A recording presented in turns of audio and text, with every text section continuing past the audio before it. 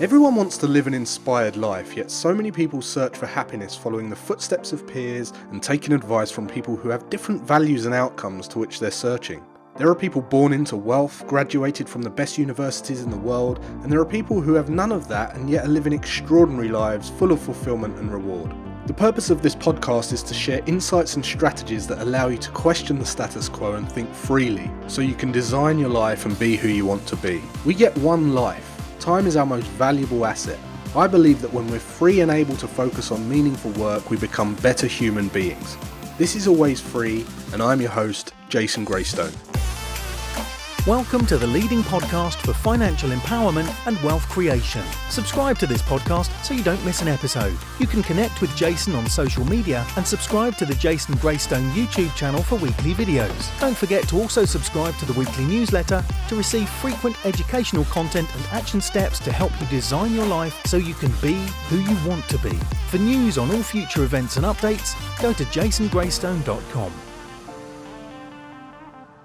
Well, welcome back to the podcast, guys. I hope you had a good week so far. If this is the first time you're listening, this is the number one podcast for financial empowerment and wealth creation. And I just want to say, we had a lot of comments last week. I had a couple of messages and had a load of comments on my social media about last week's podcast and the quality in the sound and the difference in the sound from the norm. And we've kind of leveled up the podcast. We've got some new equipment and it's all in preparation for the Always Free show that is coming in January 2021. So if you love this podcast, I'm excited to announce that in January, we're going to be running an Always Free show, which will be a live streamed show, kind of like the Joe Rogan experience, where it's kind of free and flexible and we kind of make it up on the spot. It's all off the cuff, bit like the podcast, but just a show version where we're going to have guests and you're going to see a bit into my life at my studio and all the rest of it. So looking forward to that. We're looking to pilot that in December. But anyway, if this is the first time you've ever listened to this podcast, I recommend that you stop this one and go back to episode 1 and then come back to this one later. At least listen to the first 6 to 10 episodes. It really is important that you go through them in order, because you're going to get so much out of this podcast if you listen in order. It's a strategy that I've kind of drip fed over the last 70 odd episodes. So I recommend you do that, but appreciate you listening anyway. If you always listen to this podcast, look, if you haven't already, I'd really love it if you could give us a review on iTunes, because we've got I think there's about 300 reviews on there, and each one of them, every time I read them, it really does encourage me to continue with this podcast, and it gives me insights into what people are getting from it, what value they're getting from it, and what, just really just makes me feel inspired to continue to create content for this podcast. So I'd really appreciate your time. It'll take a couple of seconds. Just go over to iTunes and leave us a review, and obviously hit the 5-star rating. All right, so look, in this episode, I want to talk a little bit about the difference between good debt and bad debt, because I get a lot of questions about this topic, and people query my philosophies and they kind of challenge my views. And it's really important, if we're building wealth, we want to be able to understand the difference between good debt and bad debt, because it's using debt can really accelerate your wealth and accelerate your run to financial freedom, and bad debt can really deteriorate your wealth and reduce your run to financial freedom. So we want to really have a definition between the two, and I just want to kind of just give you some views and some kind of some points that I want to make on both of those, all right? Because whenever you hear someone talking about good debt versus bad debt, they're usually specifically referring to the debt that generates an income versus the debt that doesn't. So if you've read Kiyosaki, people like that, they talk about good debt and bad debt in terms of a good debt is a income generating debt, and a bad debt is an income that is a debt that doesn't put money into your pocket. It's zero income generation. Okay, so if you've got like store cards, credit cards, and you go down to Gucci or Givenchy and Louis Vuitton, and you kind of spend thousands of pounds on all the clothes and the shoes, and you get kind of the £2,000 sandals and the £3,000 handbag and all the, generally those items won't produce an income. Okay, so that would be, I hope that most people understand that would be classed as a bad debt, right? That is a bad debt because you're spending money you don't have on consumable goods and you're paying a premium for it. And it doesn't produce an income, so therefore it's moving you further away from financial freedom. On the other hand, if you go and buy something that is income producing, like a rental property or rental equipment that you rent out and it generates an income, many people would classify that as a good debt. Okay, and it's a good debt because it without the debt you wouldn't have the income.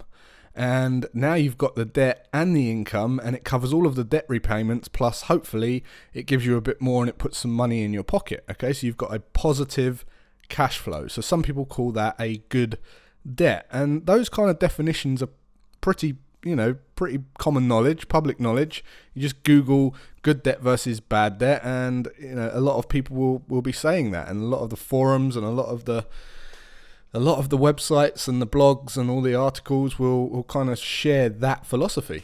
So I want to share with you some of my own opinions and ideas on the topic of debt. And firstly, the thing is that home ownership, okay, regarding home ownership, because I got a message the other day asking about this guy kind of messaged me and he couldn't get the relationship with buying a house to live in and how that moves you further away from financial freedom, or it can do. The thing with a house, look, you go and get a mortgage, which is a debt, and you go and move into the house, and guess what the house doesn't do? It doesn't deliver an income. So it's not an asset. And the guy that was messaging me was going, yeah, but a house is an asset. And it's not an asset, it's liability. And if you listen to Robert Kiyosaki, if you've read Rich Dad, Poor Dad, he'll tell you that the home is not an asset because it's a liability. It takes money from your pocket. It doesn't ever put money into your pocket. Okay? Now, if you're talking about when you go and sell it and then you cash up, well, yes, it does, but you have to live somewhere. So whilst you're there, you have to pay for the house. You're out of pocket, which means you have to go and work and you're not free. So having a house for a strategy for financial freedom is not, it's ridiculous. It's not related at all. You have to understand that buying a house and getting a mortgage on a house is not related to financial freedom at all. It's like a parallel universe. There's no relation, absolutely no relation at all. Okay? And the reason people think it is because they're told by their bank that it's an asset, because the bank will class it as an asset. You've got a home, right? So that's called an asset. So my first bit of advice that I really, really want to share on this topic is when you go through your entire financial journey, right, your wealth journey, you're going to have different beliefs, you're going to have different definitions, you're going to have different people's idealisms projected onto you, and you have to understand that those projections that people try to push onto you will match the agenda of the person talking. So if you go and ask your bank if your home's an asset, they'll say, of course it's an asset. It's a great asset. And if you go into the estate agent and they're trying to sell you a house, they're going to say, yeah, this is a really, really good asset. This house is an asset. It's a brilliant asset. But if you go and ask someone who's financially independent and someone who's invested in you achieving financial independence and they're trying to help you, ask them if your home is an asset and they'll say, show me your cash flow statement. Is it income positive or income negative? Show me your cash flow statement and we'll take an objective look. And usually it won't be. So my first bit of advice is to watch for people's hidden agendas. And as I've said before, question everything. If people are telling you that, question their life, question their agenda, what their hopes and dreams are, and what they're trying to project onto you at the time, and you'll have a much more leveled, you'll be able to deal with that paradox, and you'll be able to synthesize that paradox, okay? My second bit of advice is that you can have too much of a good thing. Okay, so good debt. I don't really say it's good debt. The good debt has benefits and drawbacks as well. It's a double-edged sword. I've spoke about this in leverage, and it's the same in debt. You can really overdo your so-called good debt.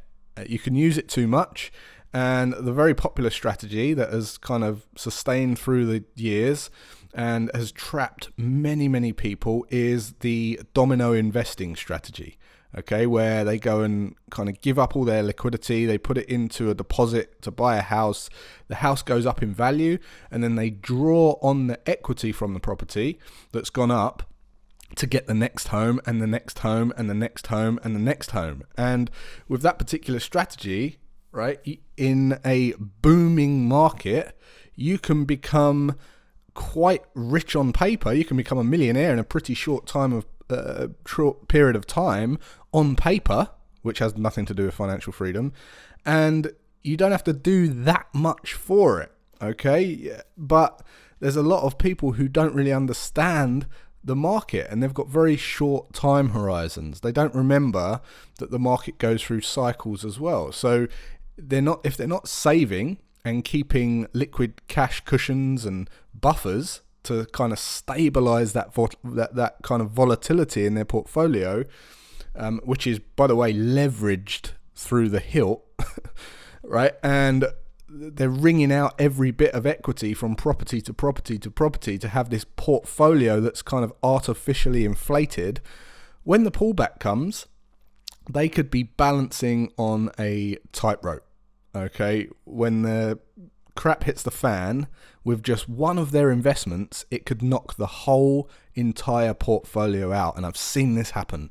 I've seen this happen so many times. I've spoken to so many people. I have got a guy in my community that he had a portfolio of £66 million worth of property. Gavin, he was on my podcast. If you haven't listened to the episode with Gavin Gallagher, go and listen to it. It is humbling. And £66 million worth of property portfolio, crap hits the fan, domino investing strategy, wiped out the entire lot. All right. And look, so they have this kind of pursued financial independence. They think they're pursuing financial independence when in fact what they've done is kind of manifested this dependency. Another dependency. They're dependent on the market doing something or not doing something. So that's not financial freedom either. Okay, and then my final bit of advice on this particular topic is know where you want to play the game. What's true for you? What's important to you? Because if you go and listen to Donald Trump and Robert Kiyosaki, who, by the way, they've written a book together, they've written a couple of books together, and they talk about good debt, bad debt, and they're smart guys. And okay, I know Trump, and Trump's got the he's had a hard time lately in the press because of the presidency, and he's not kind of the best witted guy on a public front. But at the end of the day, the guy's a billionaire. He wrote a book with Robert Kiyosaki, and they're pretty smart in terms of business. Okay, I think that's fair to say, but unless you want their lives and unless you want to create that kind of wealth in your life, then their advice isn't going to be the most efficient for you. Remember, Trump has gone bankrupt in his company 6 or 7 times. And, there was one point where he was 900 million in the red. All right. And just in 2012, Robert Kiyosaki's company, the Rich Dad Company, filed for bankruptcy. And then he had issues with a product that he released, which was like a kind of wallet, a shoe wallet thing where he didn't patent it. And someone nearly took him under there, pulled the rug from under him.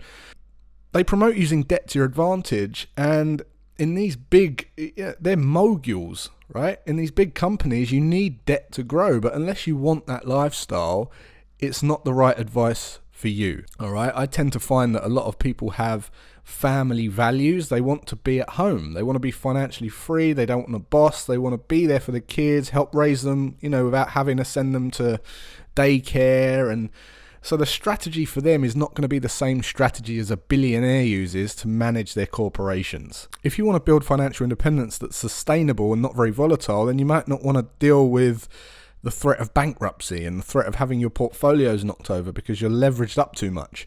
So my advice is just think carefully before you use debt. Okay. Ideally, don't use any debt, right? Good debt or bad debt. Don't do it. My advice is just don't use debt. Now, if you're investing in the markets, and I've spoken before, if you're going to go and get finance on a car, the chances are you're going to need a car. Well, if you're producing a return that is greater than 10%, say, or more, considerable amount more than the finance, then it makes sense to go and get the finance, and that's not too much of a problem. But in reality, most people don't have a plan with their finances, so they don't even take that into consideration. So for most people, the best thing you can do is not use any debt. But on the other hand, if you want to start a massive corporation and you want to become a billionaire, okay, then Trump and Kiyosaki and they're the sort of guys that you want to go and listen to, right? Go and read the book and go and follow the principles, but just know what you want and understand your morals, and ask the question, is this in alignment with who I want to be? Because this podcast is all about being who you want to be, so you don't end up resentful and you can live the life that you want. So understand what you want to go after, look at the people who have got the results that you want, and then go and ask them how they got those specific results. And whether you're going to use good debt or bad debt or not, you have to know how to set up your income system to protect you from risk and make sure that you grow and accelerate your income as efficiently as possible to get you out of that normal system. You have to stay ahead of the game. I was reading an article on music producer Scott Storch the other day, who's phenomenal music producer. He's behind most of the hooks and the melodies and the beats that you recognize today, and he's made a lot of people famous. I'm talking about 50 Cent, I'm talking about Fat Joe, I'm talking about Chris Brown, I'm talking about all of those, Beyonce, Christina Aguilera. Like, you can go on and on and on and on with this list. In fact, they should make a film about the guy's life. But he accumulated $100 million in a very, very short space of time, from 1999 when he did Still DRE by Dr. Dre. The ding ding ding ding, he was behind that, right? This guy is phenomenally talented, and because he wasn't educated, he just blew it all. He spent $30 million in 6 months, right? So he didn't have a clue what he was doing with his money. And after a period of time, he eventually, he went bankrupt. Why? Because he had no idea how to use money. He was looking at people who had different agendas, and he didn't think he was worthy enough to keep the money he'd earned. So he just squandered it and gave it all away. And now he's fighting to get it back and kind of build the business and reclaim his wealth. So look, the ending of this episode is just to say, don't assume that you know what you're doing with your money. Never assume you know what you're doing with your money. Always have an eye on it. Always have tools that allow you to see where every penny's going, and have projections that keep you inspired and moving towards an objective. Otherwise, over time, you risk averaging out and having the same as the mass population. Some people use debt, some people use liquidity, some people have windfalls, and some people look like they're doing okay. But the truth is, you usually only hear the happy sides of people's stories. And as I said last week, happiness is being fully in control all the time. So that's it for this episode, guys. If you got value from this, please share it around. This is a really important message. This is really, really important work. Everyone needs to hear this message, okay? When we're free and able to focus on meaningful work, we become better humans. I believe that when we're in a space of creativity and freedom and flexibility, we solve bigger problems.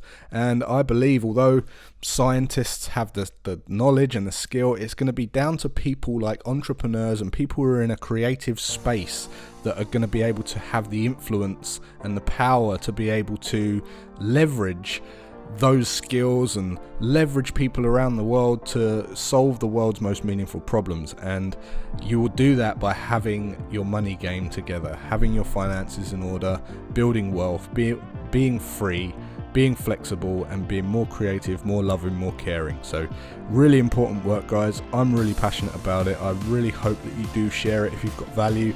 Give us a little review, give us some comments on iTunes, and that's it for this episode. We'll be back next week. Until then, have a great rest of your day and weekend, and I'll see you then.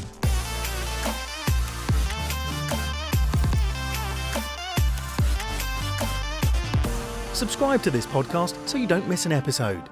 For news on all future events and updates, go to jasongraystone.com.